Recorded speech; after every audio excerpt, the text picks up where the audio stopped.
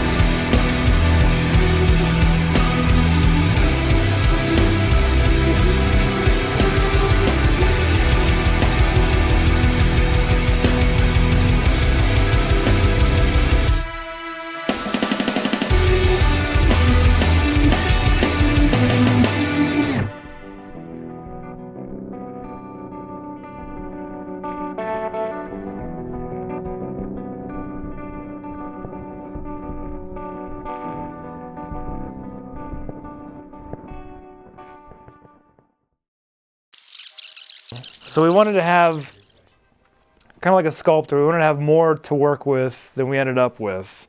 We worked on like 20 songs so we could get like 10 to 11 out of it, threw a bunch out. And kind of shopped our pre-production CDs around to a couple studios. I went to Spider Studios, I went to Lava, went into those studios by myself, and then we all went to see Cole together. Cole Martinez, who we still work with to this day. We first heard about him because he did the Amplexus record. Like one of my favorite albums still to this day. So well produced, just amazing musicians. Andy Mara's on drums, who was like a brother kind of growing up, just constantly pushing me to get better. And when that dropped, just hearing their songs that would come back from Cole was just like, what the fuck, dude? The guy behind, in the driver's seat of all that was Cole Martinez. So for me, in the back of my mind was always, well, next time we have to go big, we better go with this guy or better. And it turned out there was no one better. He was the first guy that said like, hey, you need to like demo the new stuff that you're doing. Because if you demo the new stuff that you're doing, I can have a good idea as to whether or not it would be a good fit. When you guys came in, you did the pre-production, gave it to me, and you guys knew what you wanted. You were super like focused on where you wanted to go. You just wanted to, you were here, you wanted to be here. I've recorded myself probably 100 times. You started with a karaoke machine when I was a kid, then moved on to like a 4-track. But I remember when we recorded with Cole and he played it back to us, I was like, this is what a recording's supposed to sound like. He just gets it. He gets the sound that you're going for, and he knows what to do to just kind of escalate it.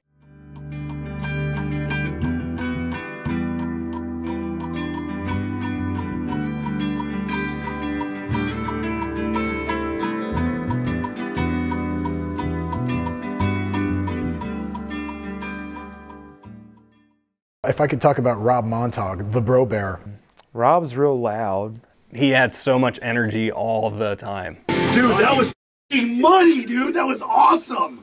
That sounded so good. Did you hear how it went up against the guitars? It's gonna sound like heaven opened up and took a shit all over the world. Rob and I were working on stuff, ourselves, and was stronger in the vocal section than I was, I always had ideas, but like, since he was a singer, it just made sense to bring him in and to help with the vocal production on that. He hears melody really, really well. He'd been in a lot of bands for a long time. He was able to take the things that I wrote and expand on them in ways that I hadn't thought. There was pitches that he didn't think he could go to, and he did.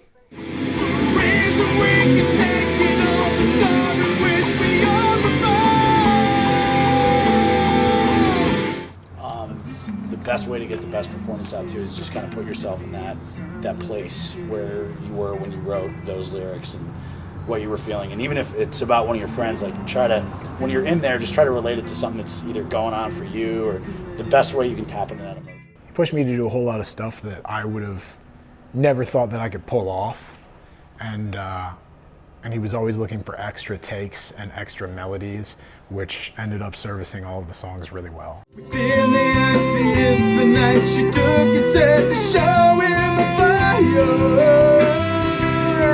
That sounds awesome. That was great. I really don't want to harmony that line because what he does, it adds to the sequence of the melody. If we harmony it, it'll keep it still kind of like yeah. With ears that could push us and with our songs in a more polished direction, we spent 3 months in Cole's Lakewood studio tracking and discovering the record we'd hoped to make. Multiple days a week, we would be up in Lakewood, and then we just kind of whittled away at it for 6 weeks of instruments and 6 weeks of vocals. It was kind of a process because, I think Connor was in training. I was in college at the time, and Jake was working like double shifts to help fund it. I feel like recording itself went pretty smooth, other than Cole smokes all your cigarettes. Hey, where's Derek? We got pushed and pushed and pushed. I think each of us thinks that we took the longest, except for Desco. He finished in 1 day and bragged about it. What was the recording process like? For Mana? Yeah. Oh, easy. I nailed it. 1 day, done.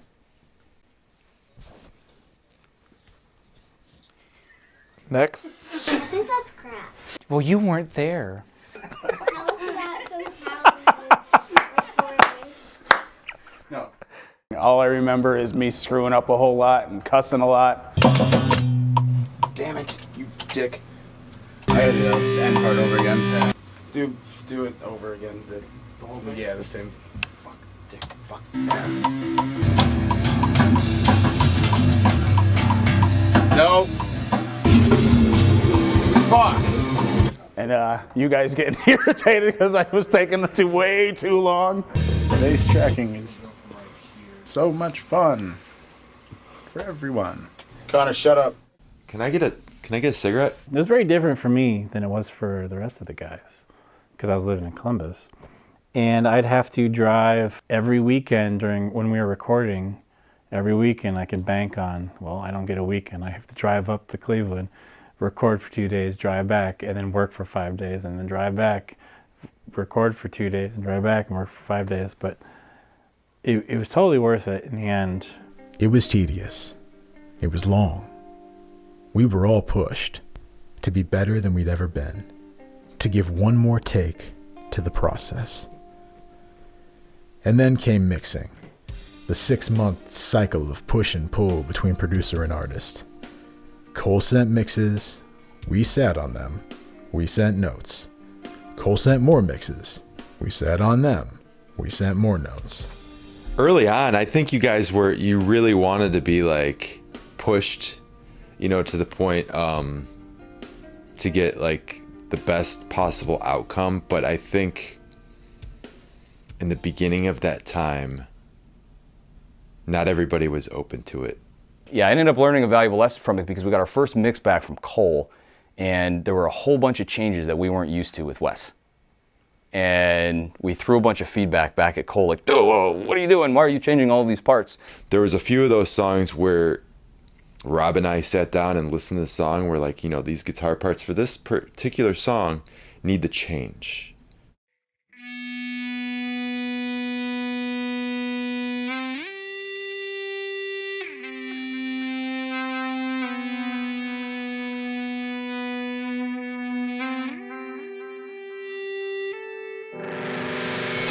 Distant city lights across the pass by make me numb.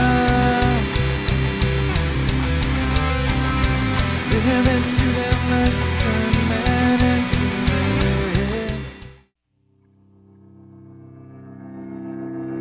man. These strange city lights and cars that pass by make me numb. Living double lives could turn a man into the rain. And we went ahead and made the changes without telling you guys, and then presented it to you, and it didn't go over too well. I remember there was a couple instances where they're like, "What did you do to our song?" I remember most of us were like pissed. And he added in a couple new parts and took some other ones out.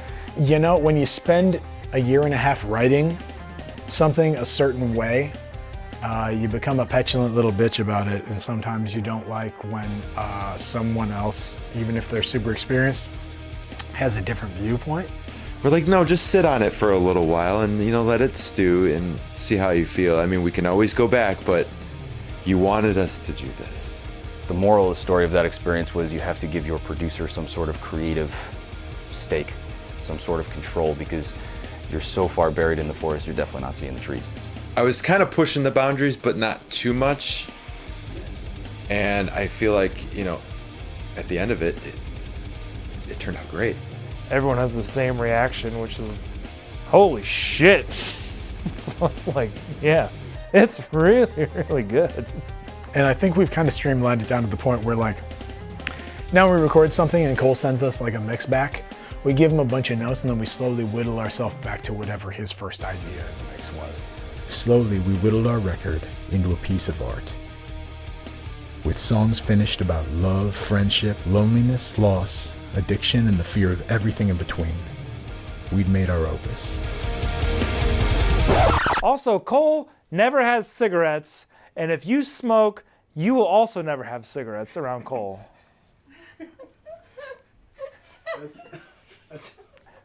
Put that in.